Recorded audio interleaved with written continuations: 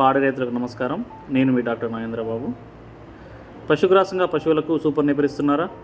అయితే మీరు కొన్ని జాగ్రత్తలు తీసుకోవాలి. ఆ జాగ్రత్తలు ఏమిటో ఈ వీడియో తెలుసుకుందాం. మొదటిసారిగా మీరు ఛానల్ చూస్తున్నట్లయితే please like the video and subscribe the channel. Super Napier చాలా డైరీ ఫామ్లో విరివిరిగా పశుగ్రాసంగా వాడుతున్నారు.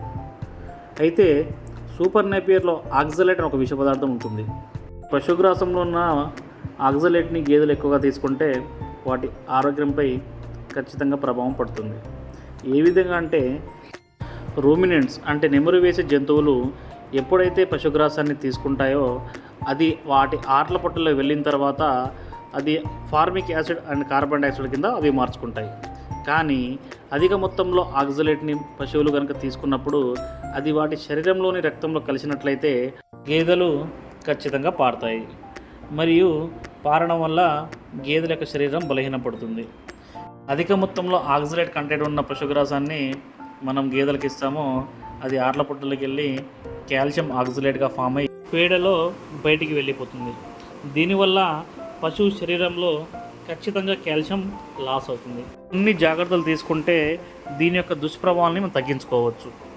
ఇప్పుడు ఏమి చేయాలో తెలుసుకుందాం. సూపర్ నేపియర్ ఆకులలో ఆక్సలేట్స్ అధికంగాను కాండంలో తక్కువగా ఉంటుంది. కాబట్టి ఈ రెండు కంపల్సరీ కలిపి ఇవ్వాలి. లేతగా ఉన్నప్పుడు ఇస్తే ఆక్సలేట్ కంటెంట్ చాలా ఎక్కువగా ఉంటుంది. ముదిన సూపర్ నేపియర్లో ఆక్సలేట్ కంటెంట్ తక్కువగా ఉంటుంది. కాబట్టి ఖచ్చితంగా 90 రోజుల తర్వాతనే మొదటి కోతని మనం సూపర్ నేపియర్ని కోయాల్సి ఉంటుంది. ఈ ఆక్సలేట్ కంటెంట్ వేసవి కాలంలో సూపర్ నేపియర్లో అధికంగా ఉంటుంది. కాబట్టి వేసవి కాలంలో తగిన జాగ్రత్తలు పాటించాల్సి ఉంటుంది.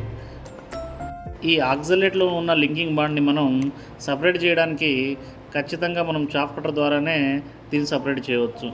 కానీ కొంతమంది రైతులు కొన్ని గేదెలు ఉన్నాయని చెప్పేసి చాప్ కటర్ని వాడట్లేదు. దీనివల్ల చాలా వరకు చిన్న చిన్న డైరీ ఫామ్లలో పాల జ్వరము ఎక్కువగా వస్తుంది.